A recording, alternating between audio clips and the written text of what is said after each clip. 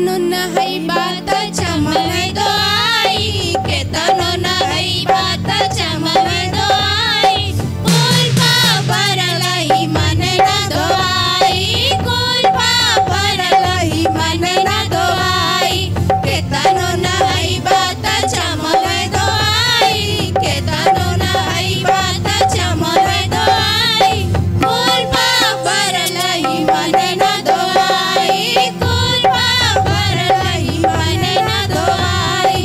करिया स्नान रोज तेलवा लगाए के, करिया स्नान रोज तेलवा लगाए के, अपनी बदनिया के हुए सजाए के, अपनी बदनिया के हुए सजाए के, आग लगी जर जाई काम नहीं आई, आग लगी जर जाई काम नहीं आई, कुल पापर लही मन न दो आई, कुल पापर लही मन न दो आई, केतनो नहीं बात चमवे दो आई, केतनो नहीं बात चमवे दो आई, कुल पापर लही मन न दो आई, कुल पापर लही मन न दो आई।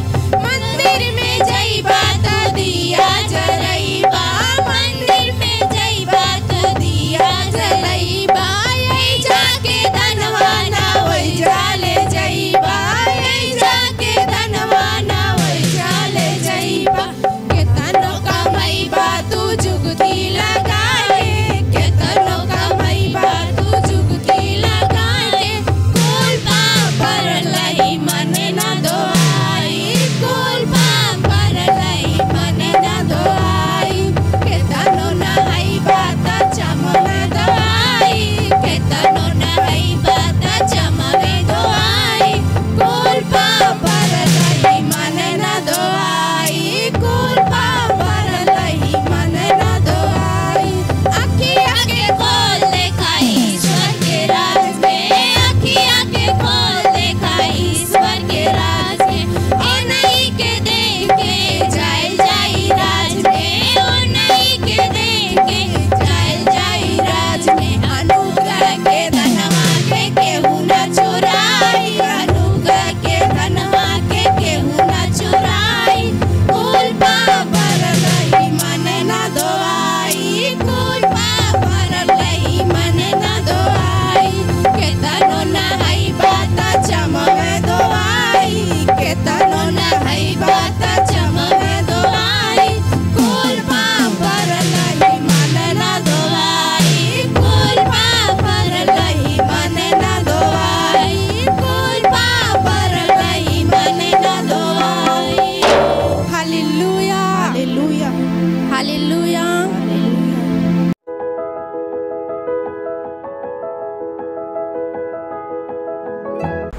हालेलुया। स्वागत बा हमरे भोजपुरी चर्च में। हालेलुया। तो ए समय प्रार्थना का बा, तो सब जन अपने स्थान पे खड़ा हो जा और हमारे साथ प्रार्थना करा। धन्यवाद परमेश्वर का सुंदर दिन, सुंदर समय बदे, सुंदर स्थान बदे, सुंदर संगति बदे, सुंदर मौका बदे परमेश्वर का धन्यवाद। महान परमेश्वर रिबो शखा रे मान री से रिबो शखा माँ बा रिबो शिखरे साहा माँ बा रिबो शिखरे माँ खरे बो शखरे मान री से रिबो शखा माँ बा रासरी के बोंद्री रिबो शखा माँ बा रे के बो शिरे माँ खरे बो रासरी बो शखरे मान री बो शिखरे बो। हालेलुया। हमार पहला बिंदु बा हालेलुया। हमनी प्रार्थना करल जाई। प्रभु का महिमा संसार के भरत ह यीशु मसीह के नाम में आमीन। परमेश्वर को वचन कहत ह भजन संहिता 72 अध्याय 19 वचन कहत ह उनकर महिमा भरल नाम सदा धन रही और सारी पृथ्वी उनकर महिमा से परिपूर्ण होई। आमीन। फिर से आमीन। प्रार्थना कर परमेश्वर का धन्यवाद है कि परमेश्वर पूरी विश्व परमेश्वर की महिमा से भरत, पूरा संसार परमेश्वर की महिमा से भरत है यीशु मसीह के नाम में। रिबोशा खरे मन रिबोशा खरे बोशा रिबोशा पूरे संसार परमेश्वर की बुद्धि से भरत है यीशु मसीह के नाम में। रिबोशा खरे माँ खरे बोश जुझारू से प्रार्थना कर रिबोशा खरे माँ खरे रोस रिबोशा खमा बाशे खरे मंदरी से रिबो रासा रिबोशा खरे माँ खरे बोशे खरे बोशा खरे रासा रिबोशा मा बा रे बो से खे रे बो शाखा मा रे बो से खे रे बो शा मा बा खा रे बो रा सा रे बो सा खा रे मन रे बो से खे बो शाखा रे रा सा रे बो शाखा रे मन रे बो से खे रे बो रा सा मन रे बो शाखा मा खा रे बो शा रे बो से खे मन रे बो शाखा मा रे बो शाखा रे। पूरा विश्व परमेश्वर धन्यवाद है, पूरा विश्व परमेश्वर की बुद्धि से ज्ञान से भरत है यीशु मसीह के नाम में, परमेश्वर के सामर्थ्य से भरत है यीशु मसीह के नाम। धन्यवाद परमेश्वर। रिबो शाखा रे मा खा रिबो शाखा रे बो शा रिबो से खे रे मा खा रिबो से खे रे मा खा रे बो शा रि से रे बो से खे मन रिबो शाखा रे बो शा रे से रे बो शाखा मा बा रिबो शाखा रे बो से रा सा रे बो शाखा मा बा रिबो से खे रे बो शाखा मा रि से रे बो से खे मन रिबो शाखा रे बो शा रि रे बो से रे मा खा रे बो शाखा रे मन रि शा रे से रे बो शाखा रे मन रिबो शाखा। हालेलुया। हमार दूसरा प्रार्थना बिंदु बा हालेलुया। हमनी प्रार्थना करल जाई हमरे लीडर और चर्च का संख्या बढ़त ह यीशु मसीह के नाम में आमेन। परमेश्वर का वचन कहत है यूहन्ना 4:35 वचन कहत है का तू ना कहेला कटनी हुई मैं अभी 4 महीना पड़ल ह देखा हम तोहसे कहत हई आपन आँख उठा के खेतन पर नज़र डाला कि ऊ कटनी बदे पक चुकल ह। प्रार्थना करा। धन्यवाद है परमेश्वर का। परमेश्वर धन्यवाद थे रिबो शख रे मा ख रे बो शख रे बो शा रिबो शख मा ख रे बो शेख रे मान रिबो शख मा ख रे बो रास रिबो शख मा ख रे बो शेख रे मान रे बो शा रास रिबो शख मा ख रे बो शेख रे मा खा रि से रे बो शख रे मान रिबो शख मा ब रे बो रास रिबो शख मा ख रे बो शेख मान रिबो शख रे रास रिबो शेख मान रिबो शख रे रासरी बो शख मा बा रिबो शख रे बो सेखे रासरी बो शख मा बा रिबो सेखे मा रिबो शख मा बा रिबो शख रे बो शा रिबो सेखे मान रिबो शख रे बो शा मा ख रिबो सेखे मान रिबो सेखे रे बो शखे मान रिबो शख रे मान रिबो शख मा रिबो सेखे मा ख रिबो शख रे बो शा रिबो सेखे बो शख मान रिबो सेखे रे बो शा रिबो शख रे मान रिबो सेखे बो शख मा खा रिबो सेख रिबो शमा बा रेखे रोस रिबो समा बा रिबो सखरे रासा रिबो सखमा बा रिबो सेखे रिबो रासा रिबो सेखे रे मान रिबो शमा बखे रासा रिबो शखरे बो शखमा रिबो सेखे बो। हालेलुया। हमार तीसरा प्रार्थना बिंदु बा हालेलुया। हमनी प्रार्थना करल जाई हमरे सेवकाई के प्रति शैतान का कौनो भी बनल हथियार सफल ना होई प्रभु यीशु मसीह के नाम में आमेन। परमेश्वर को वचन कहत है भजन संहिता 51:7-8 वचन कहत है तोहरे निकट 1000 और तोहरे दहिने 10,000 गिरियाँ पर ओ तोहरे पास ना आई हैं पर तू आपन आँख से दृष्टि करबा और दुष्ट का अंत देखबा। प्रार्थना कर। धन्यवाद परमेश्वर। प्रार्थना कर रिबोशा का रेबोशा रिबोशा तोरे पास कितना भी बीमारी है कितना भी दुष्ट है तोरे सामने झुक जाइए यीशु मसीह के नाम में सफल नहीं है परमेश्वर। धन्यवाद थे रिबोशा का रे मा शेख रे मान रिबो शेखे मा रिबोशा का मा खा रिबोशा का रेबोसे रासा रिबोशा खे रे मान रिबोशा का रेबोशा खरे रासा रिबोशा खा रे मान रिबोशा खा रेबोसा रिबोसे खे मान रिबोसे खे रेबोशा खा मान रिबोशे खे रेबोशे खे रे मान रिबोशा रिबोशा खमा बर रे बोशे रेखो मारा सारे के बोशा खरे मान रिखे बोशा रे बो मारी बोशा रे मा खरे मान रिशे के रे बोशा रे सरे बोसे के मान रि बोसे के बोशा मारी बोसे के बोशा खरे मान रि बोशे रे बोसे के मान रि बोशा खमावा रि बोसे के रे मान के बोशा खरे बो रासा रि बोसे के मान रि बोसे के मान रि बोशा खमावा रि बोशा खरे रिबोशा खरिबोसा मबरिबोसे खरिबोशा खरिबोसे खिबोशा रिसे रिबोशा खरे मखरे रोसिखिबोशा खरे मनरिबोशा खरे रासरिबोशे खरिबोशा खा मनरिबोसे खिमा खरिबोशा खरिबोशा रिबोसे खरिबोशा मबरिखे रासरिबोशा खमबखे रिबोशे रामनरिबोसे खिबोशा खमनरिबोशा रिबोसे खिबोशा। हालेलुया। तो अपने स्थान पे खड़ा रहा, इस समय आराधना और स्तुति का हालेलुया।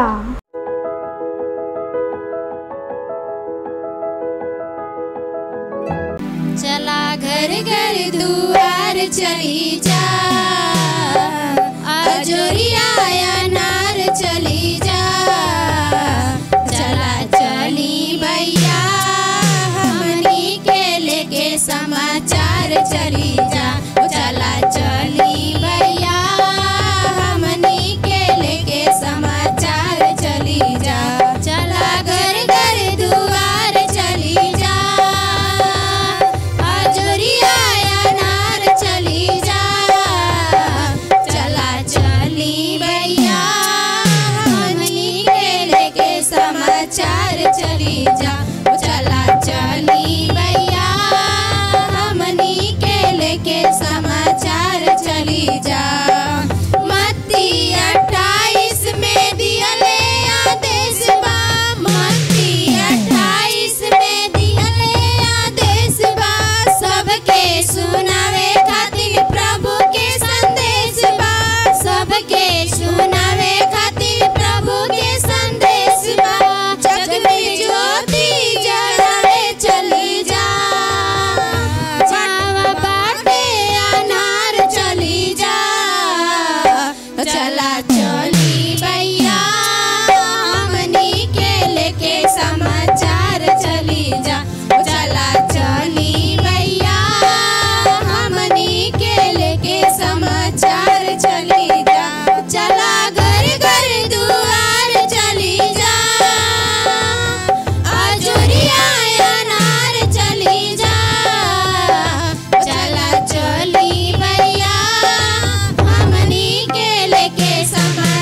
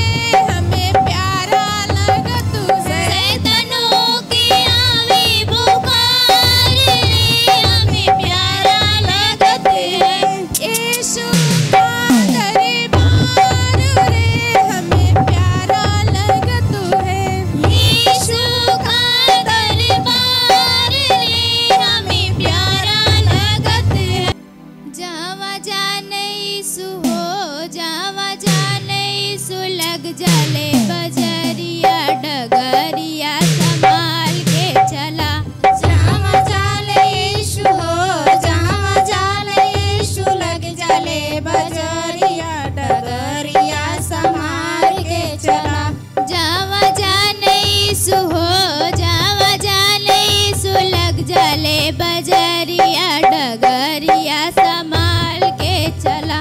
जावा जाले यीशु हो, जावा जाले यीशु लग जाले बजरिया डगरिया संभाल के चला।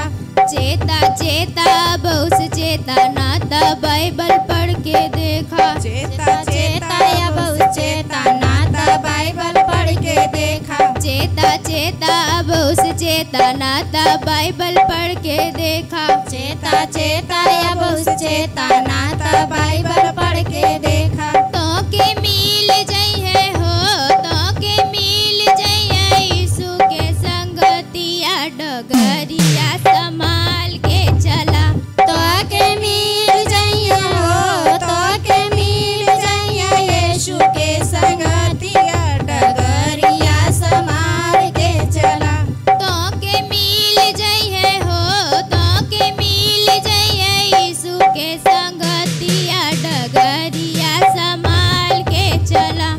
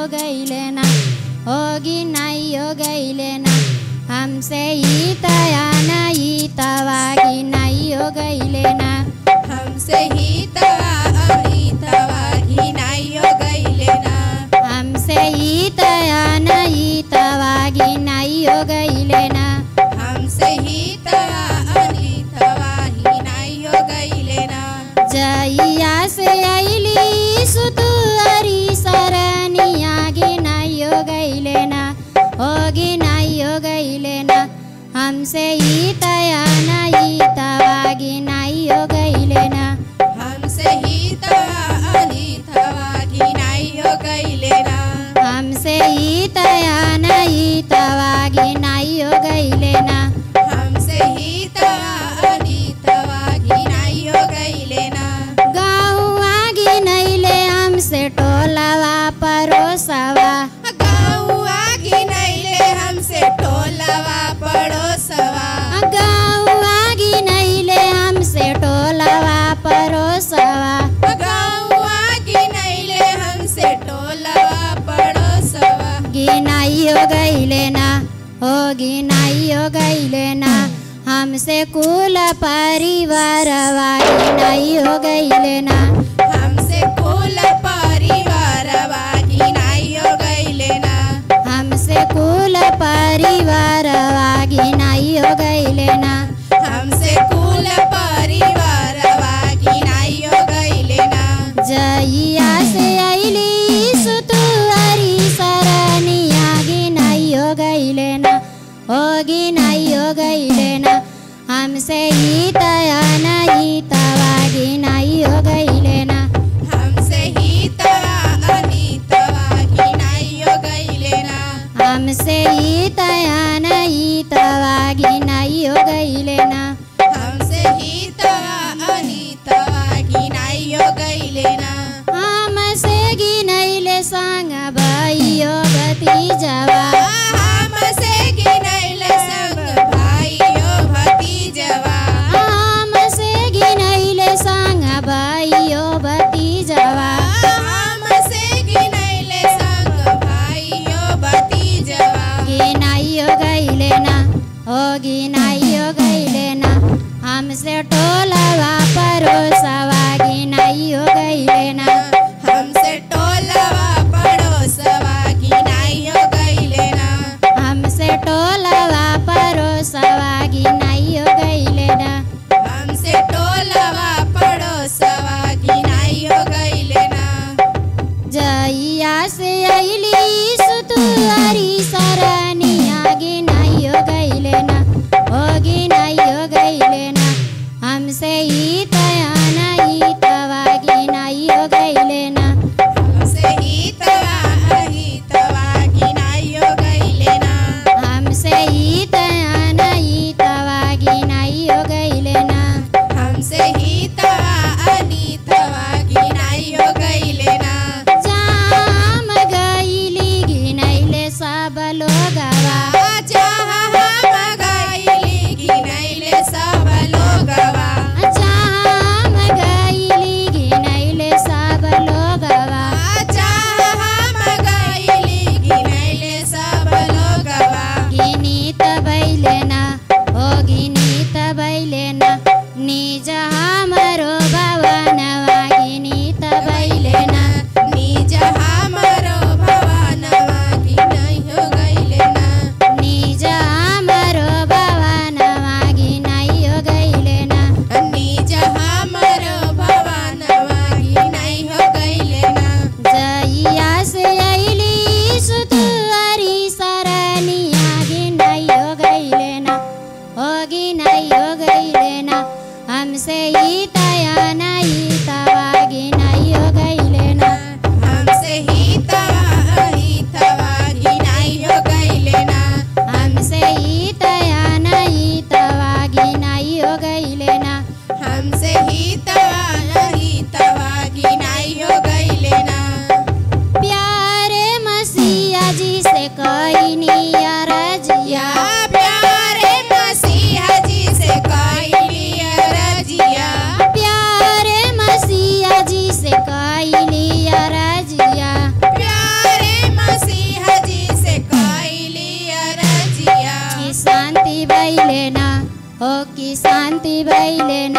प्रभु बाड़े मोरे संगवा की शांति भइले ना। प्रभु बाड़े मोरे संगवा की शांति भइले ना। प्रभु बाड़े मोरे संगवा की शांति भइले ना। प्रभु बाड़े मोरे संगवा की शांति भइले ना। जइया से अइली सुतुअरी सरनिया गिनाई हो गइले ना। हो गिनाई हो गइले ना। हमसे हितया नहीं तवा गिनाई हो गइले ना। हमसे हितवा गिनाई हो गइले ना। हमसे हितया नहीं तवा गिनाई हो गइले ना। हमसे हितवा गिनाई हो गइले ना। हालेलुया। हालेलुया। सुखवा में बीती जिंदगनिया हो कर यीशु के भजनिया। सुखवा में बीती जिंदगनिया हो करा यीशु का भजनिया। सुखवा में बीती जिंदगनिया हो कर यीशु के भजनिया। सुखवा में बीती जिंदगनिया हो करा यीशु का भजनिया। यीशु का भजनिया हो प्रभु का भजनिया। यीशु का भजनिया हो प्रभु का भजनिया। सुखवा में बीती जिंदगनिया हो कर यीशु के भजनिया। सुखवा में बीती जिंदगनिया हो करा यीशु का भजनिया। 38 वर्ष से रोगी पड़ल रहले। 38 बरस से रोगी पड़ल रहले।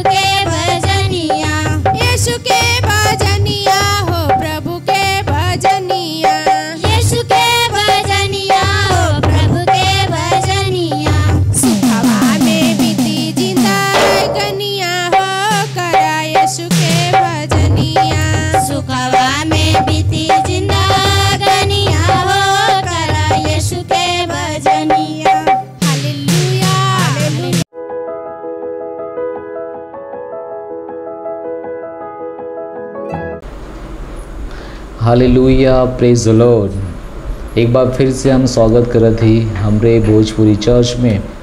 हम विश्वास करत ही कि आप सब भोजपुरी चर्च का लगातार आनंद मनावत हुआ। हम प्रार्थना आपके लिए करब और हम शुरुआत करब। धन्यवाद देथिला परमेश्वर पवित्र आत्मा के लिए, पवित्र आत्मा के शब्द के लिए।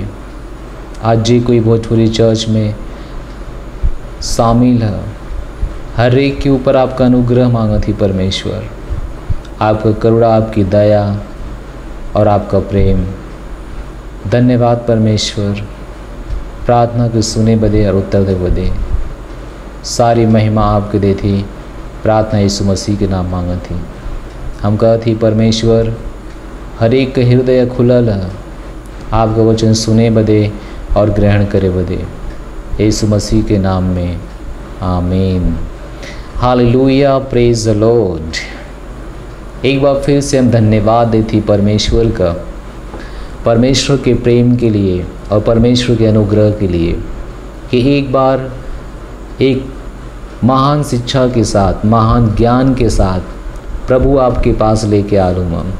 आज हम बातचीत करे वाला हिला भेंट देने के सामर्थ के ऊपर। बहुत सी बार अगर ये शब्द हम इस्तेमाल करती तो बहुत से लोग शायद कि पसंद ना करं, शायद कहाँ कि उनका दिल टूट जाए, क्योंकि बहुत से बार भेंट के बारे में बातचीत कैले के ऊपर लोगों कभी कभी आवाज़ ही बंद हो जाता, कभी कभी वो लोगों का अजीब तरह से सोचे भी लगत हुआ। लेकिन आपके एकरे बारे में ज्ञान हुए के चाहिए और एकरे बारे में जानकारी हुए के चाहिए। जब आप एक पूरी तरह से जानकारी ले लेना, आपके हमेशा आगे बढ़ाइए। दान देने के सामर्थ के बारे में हमसे कुछ लोग निवेदन करना, सिस्टर वंदना जो देवगांव से है, वो हमेशा कहते हैं पास्टर ऑनलाइन भोजपुरी चर्च में भेंट के बारे में बात करं, भेंट के बारे में बात करं। तो आज से हमारा सीरीज शुरू होता भेंट के बारे में। भेंट कई प्रकार का भेंट हुआ। परमेश्वर का धन्यवाद कि परमेश्वर के बुद्धि के द्वारा हमके पता है कितना प्रकार का भेंट है, और सब प्रकार के भेंट के बारे में आज हम बातचीत करब। आ वाला समय में हम दशमांश के ऊपर बात करब, हम प्रथम फल के ऊपर बात करब, हम बीज के ऊपर बात करब, हम ऑफरिंग के ऊपर बात करब, हम सब चीज़ के ऊपर बात करब। जितना प्रकार का भेंट, हर प्रकार के भेंट के बारे में बात करब। और भेंट एक प्रकार के ना है, भेंट कई प्रकार के है। और ऐसा नया नियम में भी है, केवल पुराना नियम में ही ना रहा, नया नियम में भी है। तो हम आपकी परमेश्वर के वचन में सारे मुद्दा के ऊपर, सारे टॉपिक के ऊपर हम आपके दिखाई परमेश्वर का वचन कि परमेश्वर का वचन का कहाला भेंट के बारे में। ओकरे पहले भेंट देवे के सामर्थ के बारे में हमने के जाने की जरूरी हुई। शायद हमें कि रविवार के प्रचार भी कल रही, शायद आपके पास वो संदेश पहुँचल या ना पहुँचल। सब कुछ के करे के पहले हमें देहले के सामर्थ के बारे में जाने की हुई। अगर हम देवे के बारे में, उसके सामर्थ के बारे में, वो हमारे लिए का कह सकला, हमारे लिए कितना बड़ा काम कह सकला, हमारे लिए कितना बड़ा रास्ता खोल सकला, अगर एकरे बारे में हम ना जाना थैला तो हम जरूर देवे में हिचकिचाई। लेकिन अगर एकरे बारे में हम सब जाना थैला, जैसे कि एक कहावत है, आदि का स्वाद बंदर का जाना, एक पुरान कहावत है। तो जिकरे बारे में हम लोग के ना पता है, ना जानकारी है, ओकरे बारे में हमने का जाना चाहिए। और माफ़ करिए, एक उदाहरण ले लिए कि आदि के स्वाद बंदर का जाना, बस एक कहानी है, एक उदाहरण है। एक उदाहरण ये भी है कि बंदर जब अंगूर तोड़े जात है तो अंगूर ना मिलत है तो कहत खट्टा है। यानी हर प्रयास हम लोग कह सकेला, करत हैला आशीष पाओ बदे, लेकिन आशीष ना मिलत है तो हमने की सोचत हैला कि बस ऐसा ही सब कुछ है। लेकिन आज एक बात आपके समझे को हुई, अगर आपके वास्तव में आगे बढ़े के, वास्तव में समृद्ध होए के, वास्तव में कर्ज से बाहर होए के, मुक्ति पावे के है, तो आपके भेंट के सामर्थ के बारे में जरूर जाने की हुई। अगर आप भेंट के सामर्थ के बारे में जब तक ना जानी हैं तब तक आप कभी भी ओकरे ऊपर काम भी ना करिए, और जब काम ना करिए तब आप ओकरे सामर्थ का लाभ भी ना उठा पाइए। तो ठीक है, देर ना करते हुए हम पहली बात भेंट हमरे लिए बंद दरवाजे के खोल देला, बंद रास्ते के खोल देला। हालेलुया। भेंट हमरे आपके लिए बंद दरवाजा, बंद भैल रास्ता खोल देला। परमेश्वर का वचन, नीति वचन 18 अध्याय 16 वचन में लिखल है, भेंट मनुष्य के लिए मार्ग खोल देला और ओके बड़े लोगों के सामने पहुंचा देला। हालेलुया। भेंट, आपका भेंट आपके लिए मार्ग खोल देला, रास्ता खोल देला, बंद हुआ दरवाजा खोल देला।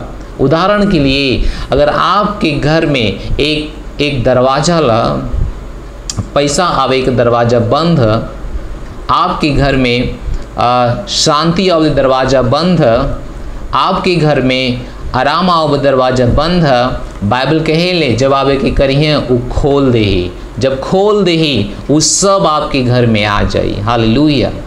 परमेश्वर का वचन यह गला कि भेंट मनुष्य के लिए मार्ग खोल दे ले, दरवाजा खोल दे ले, और केवल दरवाजा ना खोले ले बल्कि ओके बड़ा लोगों के सामने पहुंचावे ले भी। तब भेंट आपके बड़े लोगों के सामने रख दे ही। सोचा है तेरे अंदर कितना सामर्थ्य। Hallelujah, hallelujah. अगर आप भेंट देव में आगे हुआ तो जरूर आपका नाम पहले स्थान पे है। परमेश्वर के घर में भी ऐसा ही हो। आप मत सोचें कि परमेश्वर घर में ऐसा ना है। परमेश्वर घर में ऐसे ही जे कोई परमेश्वर के भेंट देला, परमेश्वर खुश होके ओकरे पास से ना उसे बातचीत करना, उसे पूछना कि तू बतावा तो के का चाहिए। हालेलुया, प्रेज द लॉर्ड। आप याद कर सकला एक कहानी सुलेमान का। बाइबल के लिए सुलेमान परमेश्वर के 1000 होम बलि चढ़ौला, और सुलेमान के रात में ही परमेश्वर आके कहना, सुलेमान तू बतावा तो के का चाहिए, हम सब तो के देवे तैयार हिला। प्रेज द लॉर्ड। हालेलुया। तो भेंट वो कार्य रहा, भेंट ही वो रास्ता रहा जे सुलेमान का पास परमेश्वर के आवे की भल और बोले की भल कि सुलेमान आप बतावा कि आपके का चाहिए। हालेलुया, प्रेज द लॉर्ड। हालेलुया। तब भेंट आपके लिए बंद दरवाजा खोल दे, आपके लिए बंद हुए रास्ता खोल दे। भेंट शक्तिशाली है। आपका जो भी भेंट है वे आपके लिए मार्ग खोल दे। यही बदे एक देवे में, परमेश्वर के घर में पहुंचाओ में कभी भी हिचकिचाए कि ना है। अगर आप चाहते हो कि आपका बंद हुआ दरवाजा खोल जा। बहुत से लोग कहा ना, लगत है कि हमारे पति के मत मार दे ले, लगत है कि हमारे घर में क्यों कुछ कह दे ले है, पैसा आवा लता लेकिन पैसा ना रुकाला। कैसे कि एक दरवाजा खुलल है आओ बदे और 10 दरवाजा खुलल है जाए बदे। लेकिन जब आप भेंट देना, ये 2 चीज़ आपके जीवन में करेले, बहुत सारी चीज़ करेले, लेकिन कुछ विशेष काम करेले कि वो बंद दरवाजा खोले ले आपके पास भेंट आओ बदे। और वो जहाँ से पैसा जात था, बीमारी में, चुनौतियाँ में, परेशानी में, वो दरवाजा बंद होला। परमेश्वर के वचन के यही मतलब है। और बाइबल कहेले कि ओके जे कोई भेंट देही ओके बड़ा लोगन के सामने परमेश्वर पहुँचावना, बड़ा लोगन के पास, छोटा लोगन के पास ना। जे भेंट देही वो बड़ा लोगन के पास पहुँची, वो छोटे लोगन के सामने ना रही। हालेलुया। जे भेंट दो में आगे है वो बड़ा लोगन के सामने जाई, वो छोटे लोगन के सामने ना रही, वो बड़ा लोगन के सामने जाए। प्रेज द लॉर्ड। हालेलुया। दूसरा है देहले से हमरे पास अधिक होला, यानी कम ना होला। प्रेज द लॉर्ड। हालेलुया। तो आज हमने सीखा थिला परमेश्वर के भेंट देले के सामर्थ के बारे में। तो देहले से हमरे पास और ज़्यादा होला, कम ना होला। वचन है नीति वचन का 13 अध्याय 7 वचन में है, केहू तो अपन धन बटोराला परंतु ओकरे पास कुछ ना रहाला, और केहू अपन धन उड़ा देला तो भी ओकरे पास बहुत कुछ हो जाला। हालेलुया। बाइबल के लिए अगर आप एक व्यक्ति हुआ जे कोई धन केवल बटोरे में लगल हुआ, केवल बटोरे में लगल हुआ, तब बाइबल कहे ले परमेश्वर का वचन के अंदर एक सच्चाई है कि आप कभी भी संतुष्ट ना हो पाए हैं। आपका काम, आपका जीवन वो पैसा से कभी भी वो तरह का ना बन पाई जे तरह का आप सोचत हुआ। हालेलुया। लेकिन जब आप दी हैं, परमेश्वर घर में दी हैं, तब बाइबल कहे ले कि उनके पास बहुत हो जाए, उनके पास बहुत हो जाए। बहुत से लोग बचावे चाहना, लेकिन बचावे का सिद्धांत हम ना कहती कि गलत है। हम कहती ला कि जितना आप बचे हैं, आप फसल एक बड़ी फसल ना लेके आ पाई हैं। उदाहरण के लिए अगर आप धान खेत में लगौले हुआ, अगर आप धान का 5 किलो बीज अपने घर में रख के खेत में ना डलले होता तो एक आपके सामने जो बड़ी फसल उगल है दिखाई देता आपके खेत में, आपके आसपास, वो कभी भी आप ना देखता। अगर 5 किलो बचावे की कोशिश करता, अगर 2 किलो बचावे की कोशिश करता, तो लोग थोड़ा से बचावे की कोशिश करना। उनके ना पता है कि उनके हाथ में वो बीज है, जो बीज उनके हाथ में अगर वो खा जाइए, बचा ली हैं, बचा के खा जाइए, तो उनके पास बढ़ के कभी भी ना एक बड़ी फसल आई।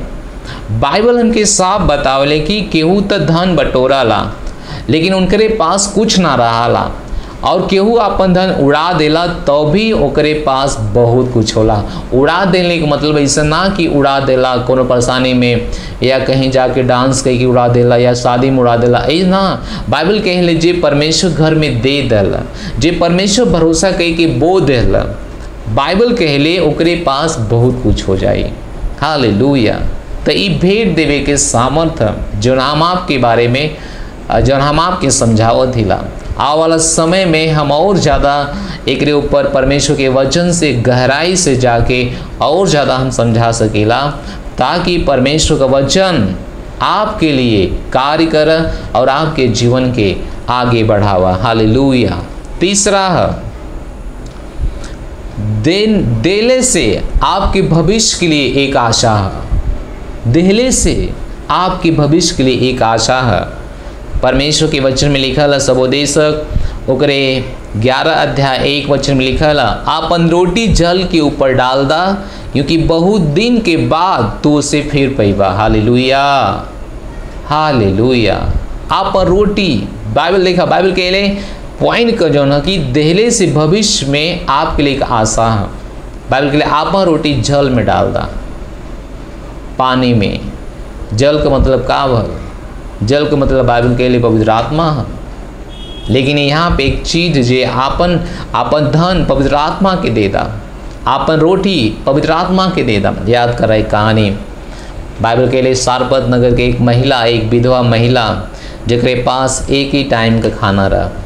बस हमारी बेटवा एक ही टाइम का खाना रहा, लकड़ी बटोरा था ना, लकड़ी बटोर के वो खाना खा के जैसे ही खाना खीता और उसके बाद वो मर जाता, क्योंकि इतना अकाल पड़ रहा कि खाना भी ना रहा वो समय। लेकिन पवित्र आत्मा के द्वारा एक व्यक्ति उनके पास पहुँचल, जेकर नाम एलिया रहा। एलिया कह कि हे महिला तोरे पास का है? महिला कहने कि हमरे पास कुछ भी ना है, केवल छोटा सा रोटी का टुकड़ा है, छोटा से एक मुट्ठी आटा है, आज हमने के खाल जाई और फिर मर चल जाई। तब एलिया कहना कि ठीक है, पहले हमें दा, पहले हमें दा, एक बाद तू लोग खैया। महिला बहुत आशंकित हो गई। महिला कहनी कैसे ये सब हो सकला? फिर भी महिला विश्वास कई के पहले के देने एलिया के देने। जब एलिया की देनी महिला, तब बाइबल कहले कि एलिया के द्वारा पवित्र आत्मा महिला के आशीष देना, और वो आशीष इतना बढ़ल कि जितना साल अकाल पड़ रहा वो महिला का बेटा और ओकर परिवार पेट भर के खाना खैला और पूरा समय लोग अकाल में रहना, अकाल में मरना। लेकिन वो महिला का बेटा और महिला का पूरा परिवार एक अच्छा से भोजन कैना, एक बढ़िया से भोजन कैना। हालेलुया। पूरा समय उनके पास कोनो कमी ना भल, क्योंकि वो परमेश्वर का दास जौन एलिया रहा पवित्र आत्मा के द्वारा वहाँ पहुँचावल गल रहा। और जब भी वो कैनी तो वो एलिया के ना, वो पवित्र आत्मा के कैनी। बाइबल यही कहले कि आपन रोटी जल के ऊपर डाल दा, हे जल के ऊपर डाल दा। अगर आप अपन रोटी ये सब जल के ऊपर डाल दी हैं तो का आप कभी वो रोटी की पहिया गल जाए, खराब हो जाए, सब कुछ समाप्त हो जाए। लेकिन जब बाइबल कहले कि जल में डाल दा, तब बाइबल कहले पवित्र आत्मा के समर्पित करा, परमेश्वर के समर्पित करा, परमेश्वर घर में समर्पित करा।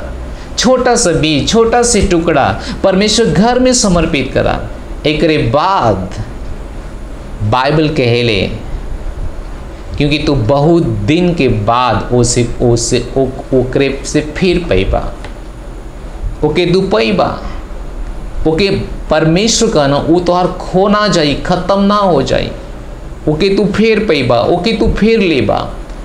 अगर आप रोटी डाल देबा जल के ऊपर, जल पवित्र आत्मा। हालेलुया। यूहन्ना की किताब में लिखल है तोरे अंदर से जीवन का जल का नदिया बही, यानी पवित्र आत्मा का सामर्थ बही। तो पवित्र आत्मा के जल बोलल गल है परमेश्वर के वचन में। हालेलुया। और बाइबल कहले कि ओकरे ऊपर तू डाल दा, जल में डाल दा, ओके तू फिर पैबा, वो खत्म ना हो जाए। जैसे महिला, विधवा महिला और डाल देने और कितना वो आशीष पौनी। हालेलुया। हम विश्वास करत थी कि आप भेंट देवे के सामर्थ के बारे में आप सीखत हुआ। प्रेज द लॉर्ड। चौथा, परमेश्वर इस काम के लगातार करने के लिए कहना, एक दिन का काम ना है। परमेश्वर लगातार एक एक करे बदे कहना। आप लोग किसान हुआ, अगर आप साल में एक बार खेती कर लिए, एक बार खेत में बीज डाल दिए, क्या वो काफ़ी है? नहीं, आपके हमेशा बीज डाले की हुई। कभी धान का बीज, कभी आलू का बीज, कभी गेहूं का बीज, कभी मटर का, कभी चना का, कभी सब्जी का बीज, एक लगातार करे की हुई। जौने प्रकार का आप बीज डली हैं वही प्रकार का फल आपके पास है। तो ये सब एक बीज के बारे में, लेकिन हम आपके बस ध्यान लेके जाथिला कि देहले से आपके जीवन में का हुई। हालेलुया। देहले से आपके जीवन में का हुई, देहले से आपके जीवन में महान काम हुई। प्रेज द लॉर्ड। हालेलुया। और एक ही आपके लगातार करे कोई, एक ही आपके लगातार करे कोई, एक दिन ना करे कोई। मत सोचा एक दिन कही के फिर ना करब, फिर फल का आशा करब, अरे फल मिलल का है ना, फल मिलल का है ना। आपके एक एक करे के हुई और लगातार करे कोई। जौने जौने चीज में आप सफलता, समृद्धि, उन्नति, अनुग्रह पावल चाहत हुआ, वो चीज में आपकी एक लगातार करे कोई। हालेलुया।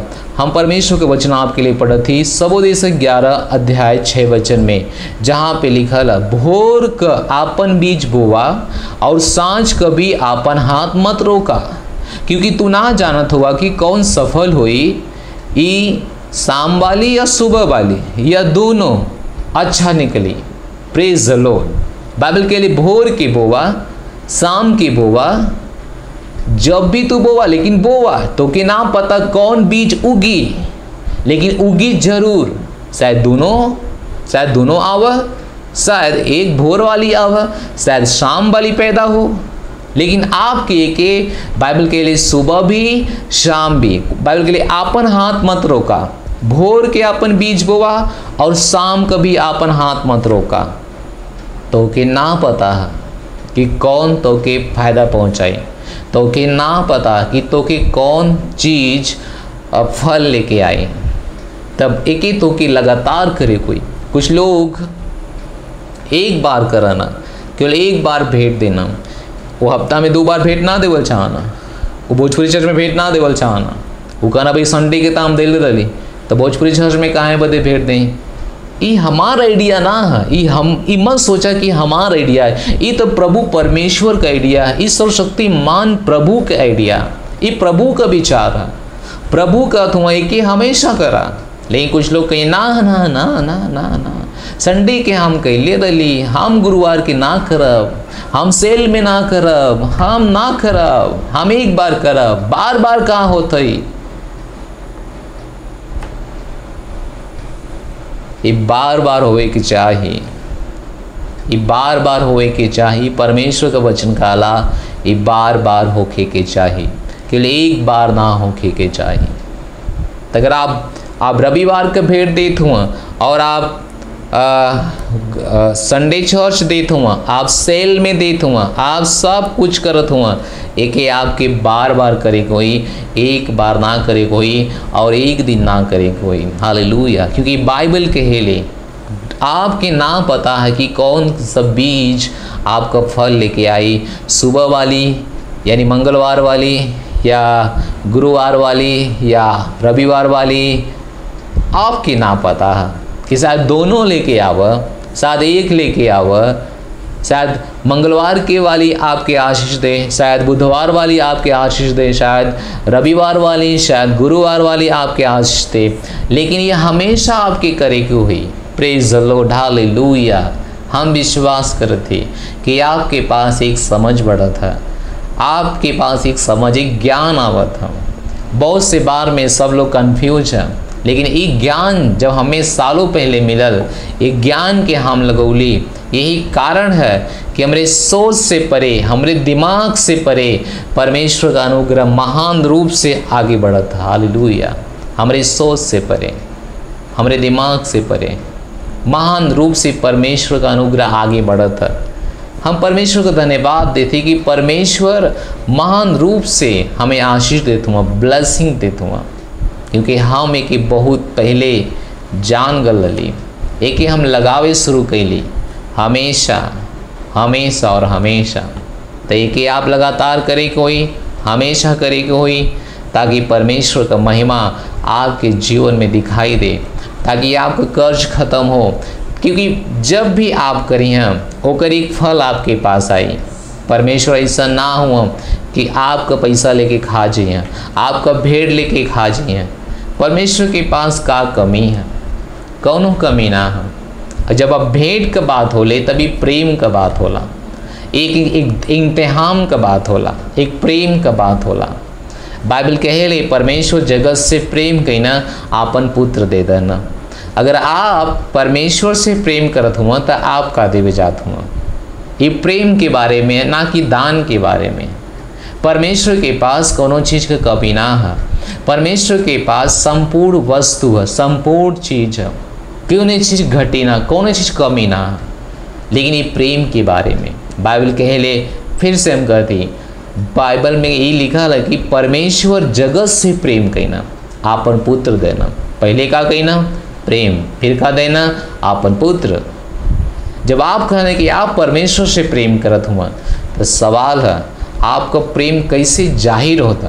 परमेश्वर तो अपन पुत्र दे के आपके ऊपर एक सबूत दे देना कि हम तो उसे प्रेम करें। लेकिन आप जब कहना कि हम तो उसे परमेश्वर प्रेम करीला, तब आप परमेश्वर के लिए का करना, परमेश्वर के लिए का देना। तो एक दिन का बात ना है, देखिए हमेशा लगातार आपके करे को ही, ताकि परमेश्वर तो के आशीष दें। हालेलुया। आपके ना पता कि आपका बीज कौन सा बाहर आई, शायद सुबह वाली अब, शाम वाली अब, शायद मंगलवार वाली अब, शायद रविवार वाला, शायद गुरुवार वाला, आपके ना पता, शायद दोनों, शायद तीनों के आशीष मिला। हालेलुया।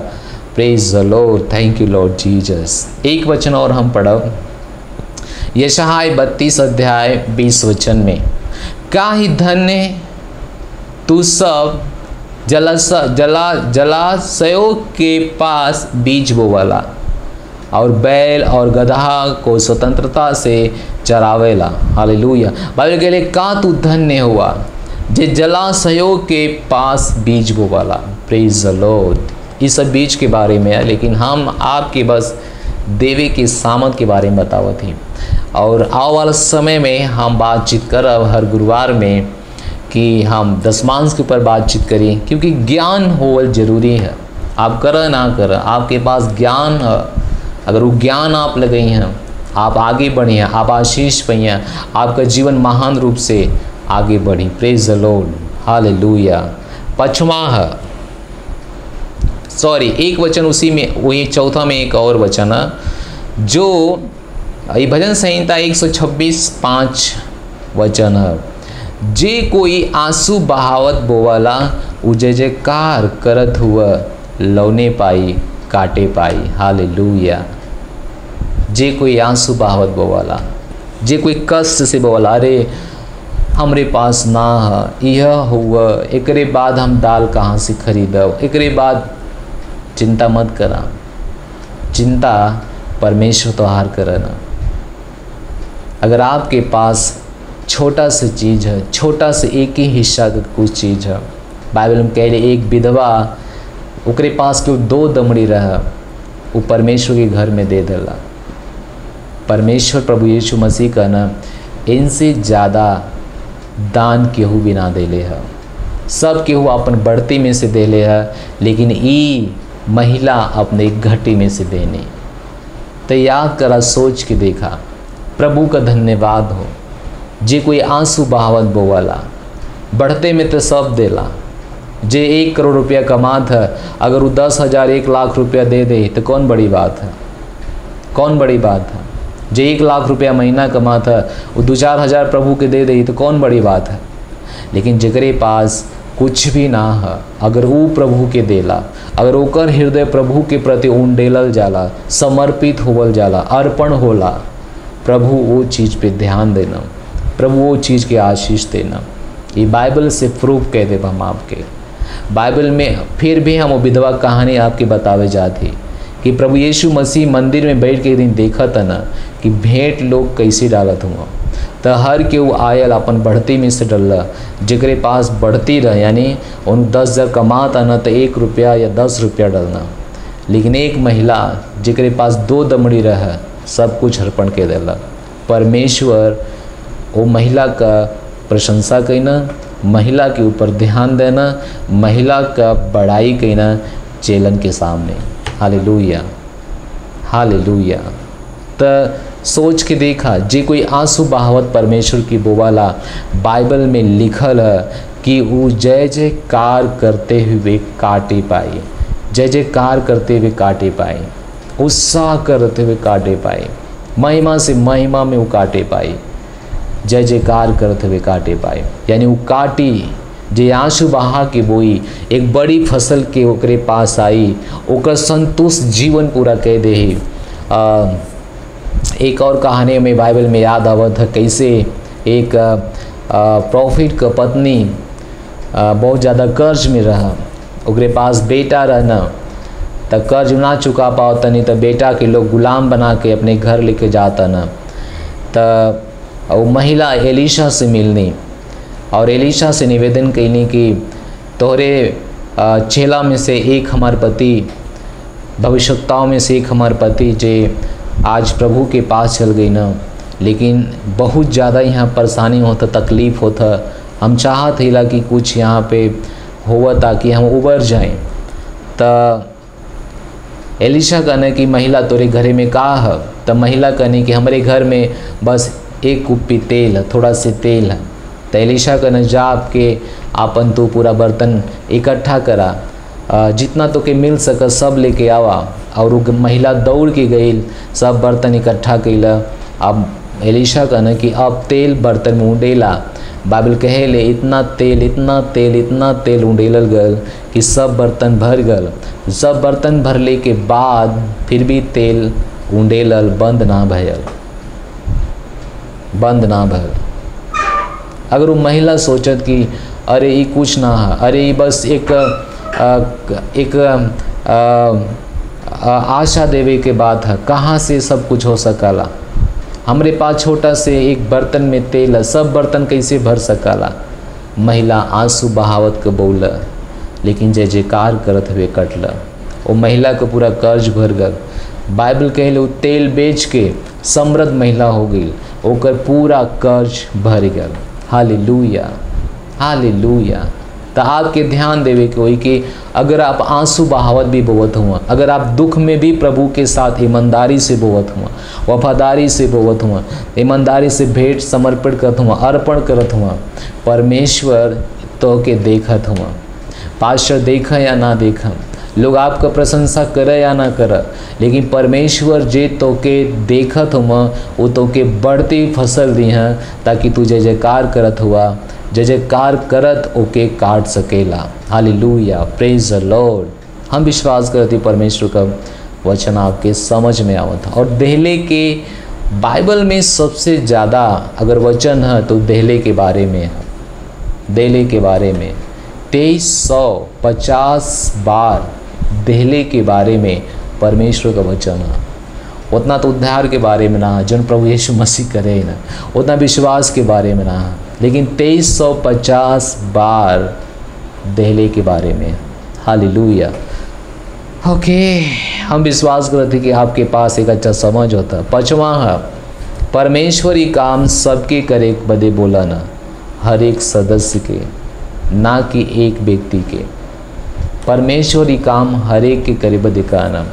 नीति वचन 11 अध्याय 18 वचन में लिखल है, दुष्ट लोग मिथ्या की कमाई खाना, परंतु जो धर्म का बीज बोवाला ओके निश्चय फल मिली। हालेलुया। दुष्ट लोगन का बात हम ना करते, लेकिन जो धर्म का बीज बोवाला, जो बीज बोवाला, जो परमेश्वर घर में देला, बाइबल कहले ओके निश्चय फल मिली, ओकर खत्म ना हुई, ओके निश्चय फल मिली। प्रेज द लॉर्ड, हालेलुया। ओके निश्चय फल मिले। ये परमेश्वर को वायदा है कि जे कोई परमेश्वर घर में दे ओके निश्चय फल मिली, ओके निश्चय फल मिली। ओकर फल कभी समाप्त ना हुई, ओकर देहला कभी बेकार ना हुई, निश्चय फल मिली।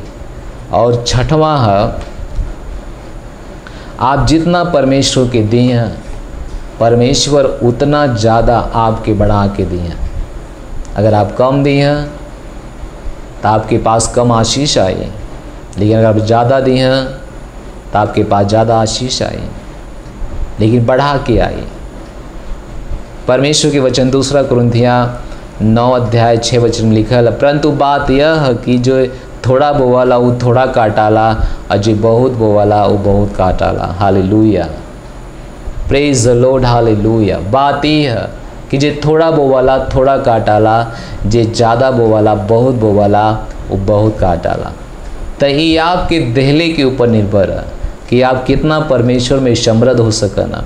ये प्रार्थना के ऊपर डिपेंड ना है, ये उपवास के ऊपर डिपेंड ना है। बहुत से लोग कहना कि हमारे पास बहुत कर्जा, हम उपवास करब, प्रार्थना करब, उपवास करब, प्रार्थना करब। ये उपवास और प्रार्थना से समृद्धि ना मिली। उपवास और प्रार्थना में परमेश्वर तो के बात एक बोलियाँ, कौन बात? कि तू दात तो के देवल जाई। पहले तू दात तो के देवल जाई। और बाइबल के लिए जे थोड़ा दे वो थोड़ा पाई, जे ज़्यादा दे वो ज़्यादा पाई। ज़रूरत आज आपके है कि आप कितना परमेश्वर के दिए, परमेश्वर से आप कितना पावल चाहत हुआ, कम या ज़्यादा, ये आपके ऊपर निर्भर है। अगर आप कम पावल चाहत हुआ तो आप कम दा, अगर आप ज़्यादा पावल चाहत हुआ तो आप ज़्यादा दा। ये बदे हम चर्च में लोगों के कहिला कि 10 रुपये का ज़माना ना है, 20 रुपये का ज़माना ना है, कम से कम सप्ताह में अच्छा भेंट दा परमेश्वर के, ताकि तोहरे पास अच्छा फसल भी आवा। लेकिन लोगन की मजाक लगाला, लोगन की बुरा लगाला, बहुत से लोग बुरा मान जाना ना, ये बुरा माने का बात ना है, ये तो आपके ऊपर उठौले का बात है, ये तो आपके फ़ायदे का बात है, ये आपके फ़ायदे का बात है। बाइबल कहेले, परंतु बात यह है कि जो मतलब जे कोई, यानी जे कोई ऐसन भी ना कि अगर आप बोइए तो हम में ज़्यादा मिली, ना ही अगर हम बोइब तो हम ज़्यादा पाइब, ज़्यादा बोइब तो हम थोड़ा बोइब तो हम थोड़ा पाइब। लेकिन अगर आप ज़्यादा बोइए तो आप ज़्यादा पाइए, और आप थोड़ा बोइए तो आप थोड़ा पाइए। ये आपके ऊपर डिपेंड है, समृद्धि आपके ऊपर डिपेंड है। अगर आप चाहते हो कि कर्ज आपका ख़त्म हो जा तो प्रभु में बोल शुरू करा, प्रभु में बोवे शुरू करा और ज़्यादा बोवे शुरू करा। हालेलुया। लास्ट हुआ और परमेश्वर एक काम के बढ़े बदे कहना, परमेश्वर इस काम में बढ़े बदे कहना, वो घटे बदे ना कहना। परमेश्वर कहना कि तू एक काम में बढ़ा, कम से कम एक काम में तू आगे बढ़ा। बाइबल कहे ले 2 कुरिन्थियों 8:7 में लिखल है, इसलिए जैसे तू हर बात में अर्थात विश्वास, वचन, ज्ञान और सब प्रकार के यत्न में और प्रेम में जो हमसे रखला बढ़त जाला, वैसे ही दान के काम में भी तू बढ़त जा।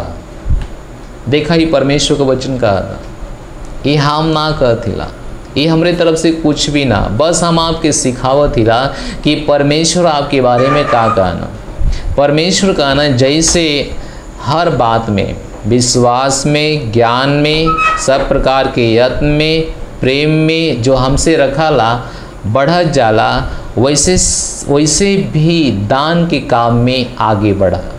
तब परमेश्वर के काम में, दान के काम में, भेंट के काम में आपके आगे बढ़े हुई। ये परमेश्वर का आज्ञा, परमेश्वर का आदेश है। अगर आप 10 रुपया दे वाला हुआ, आपन सोच बदल दा। अगर आप 20 रुपया दे वाला हुआ, आपन सोच बदल दा।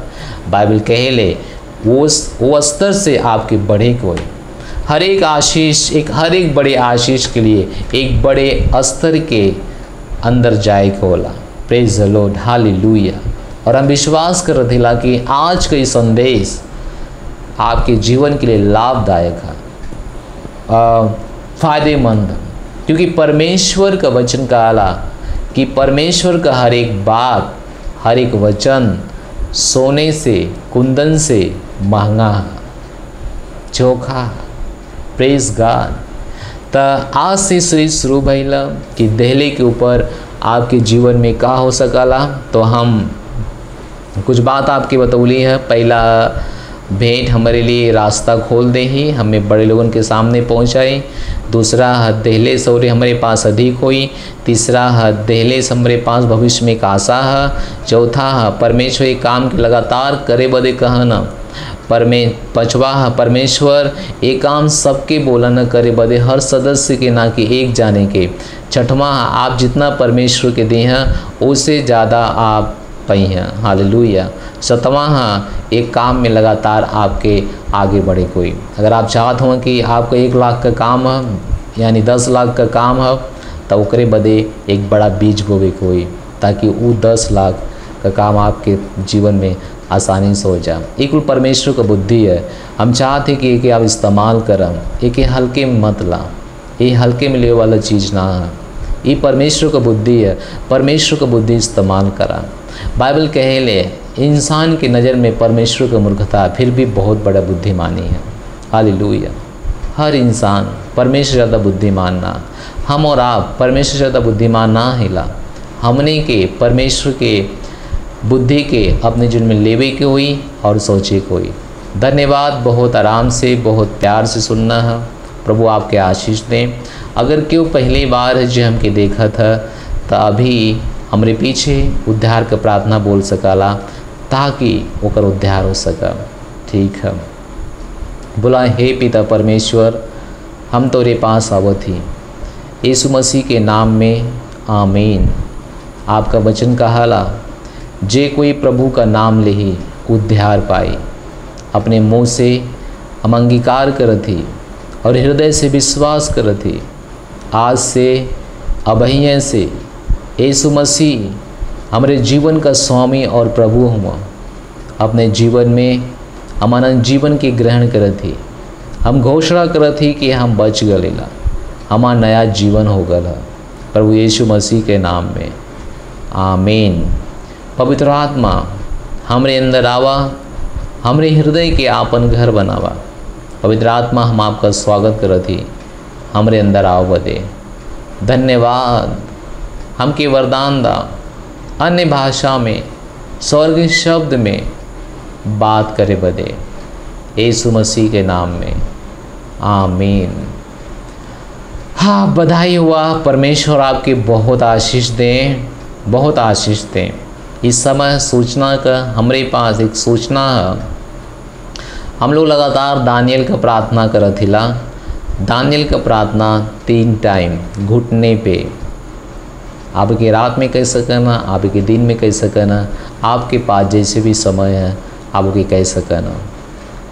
दूसरा है, आप भोजपुरी चर्च के ये ज्ञान के दूसरे के पास ले जा, ज़्यादा से ज़्यादा फैलावा, सेंटर बनावा, ब्रांच बनावा, ताकि लोग शिक्षित हों, लोग बुद्धि पावा, सही जीवन जी सकें जो परमेश्वर की पसंद है।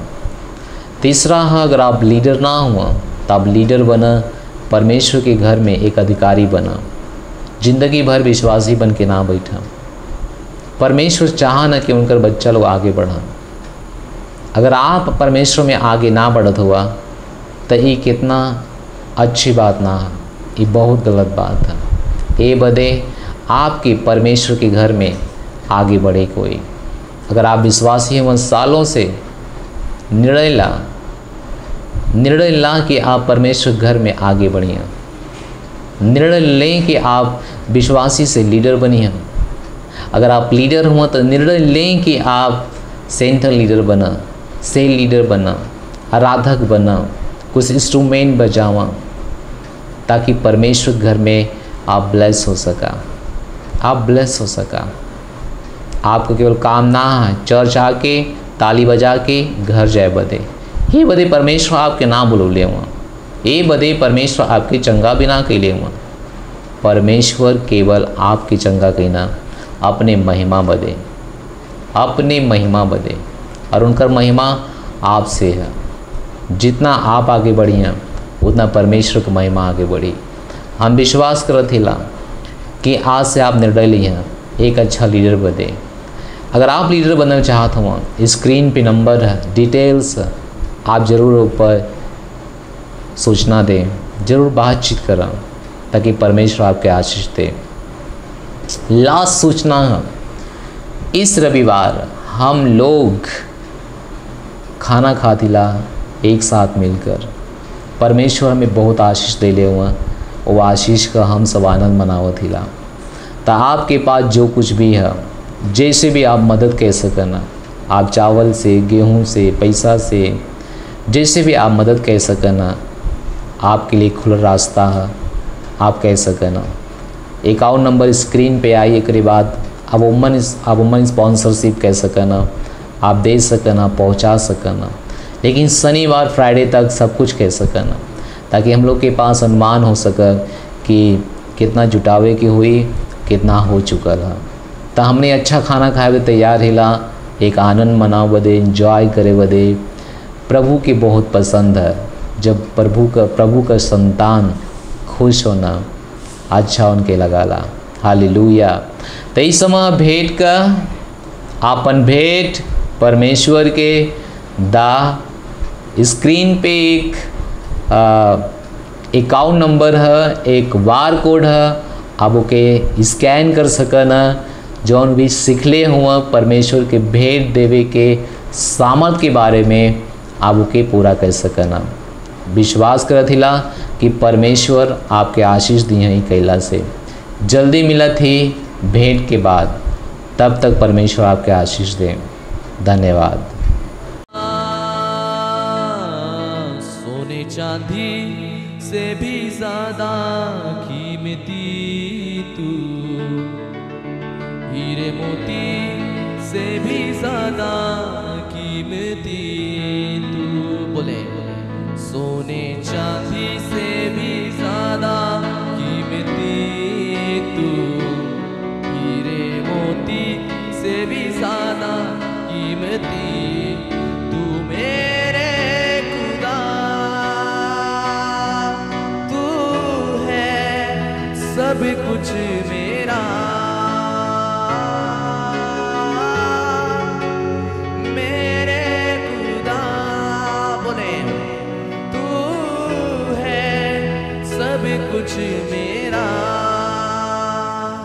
सोने चांदी से भी ज्यादा कीमती तू, हीरे मोती से भी ज्यादा कीमती तू। बोले सोने चांदी से भी ज्यादा। आज उसकी वर्शिप करें। अपने हाथ को उठाकर उसकी आराधना करें। वो सच्चा परमेश्वर है। तू मेरे खुदा, तू है सब कुछ मेरा।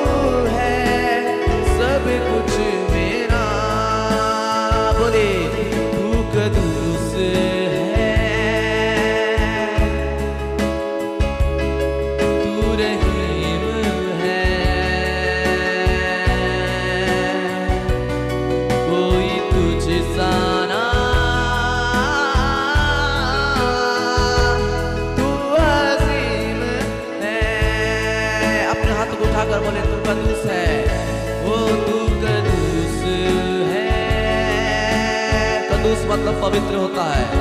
वो तू रहीम है, वो कोई तुझ सा ना, तू अजीम है। हीरे मोती से भी ज्यादा कीमती तू, सोने चांदी से भी ज्यादा कीमती।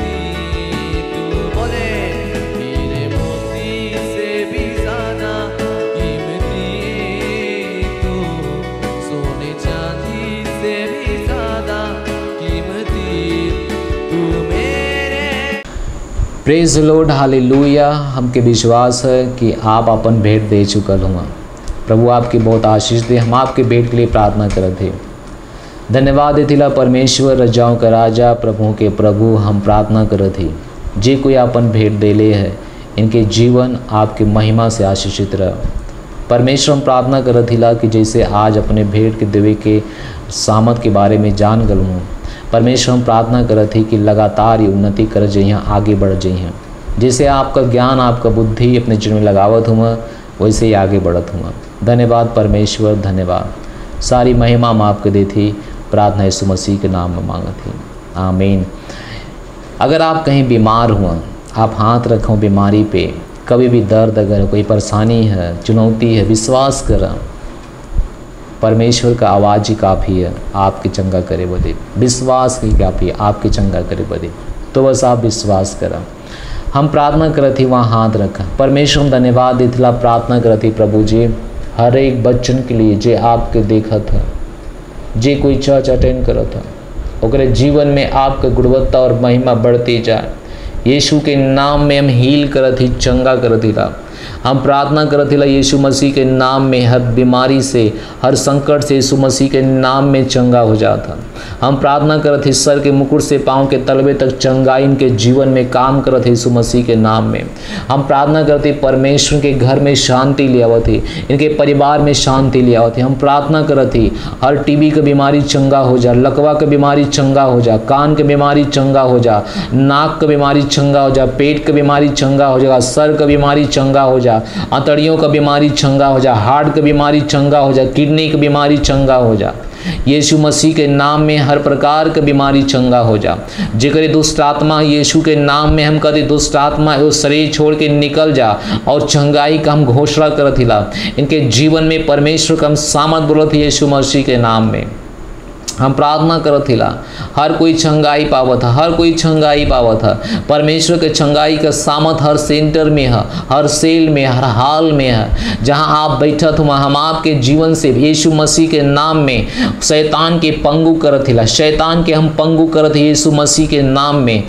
हर सेंटर में परमेश्वर के छंगाई बहत, हर सेंटर में, हर सेल में, हर घर में, हर फोन के ऊपर हम परमेश्वर से प्रार्थना करत यीशु मसीह के नाम में। हर व्यक्ति चंगा हो जा, लकवा के व्यक्ति चंगा हो जा, हर व्यक्ति चंगा हो जा यीशु मसीह के नाम में। हर व्यक्ति चंगा, स्क्रीन का प्रॉब्लम का बीमारी चंगा हो जा, घुटने का प्रॉब्लम का बीमारी चंगा हो जा, घुटने का प्रॉब्लम का बीमारी चंगा हो जा। जो गर्भ धारण नहीं कर पा रही थी महिला, वो गर्भ धारण करे प्रभु यीशु मसीह के नाम में। प्रभु यीशु मसीह के नाम में हमें प्रार्थना करत हिला, गर्भवती हो जाए प्रभु यीशु मसीह के नाम में। उनके गर्भ में जो प्रॉब्लम है, परेशानी है, हम परेशानियों को यीशु मसीह के नाम में हम पंगु करते हैं, हम नष्ट करते हैं, हम समाप्त करते हैं। यीशु मसीह के नाम में हमें प्रार्थना करते हैं, हम प्रार्थना करते हैं परमेश्वर का अनुग्रह इनके जीवन में बढ़ रहा है। धन्यवाद देते हैं परमेश्वर, पूरी तरह से चंगा इनके जीवन में हो चुका है।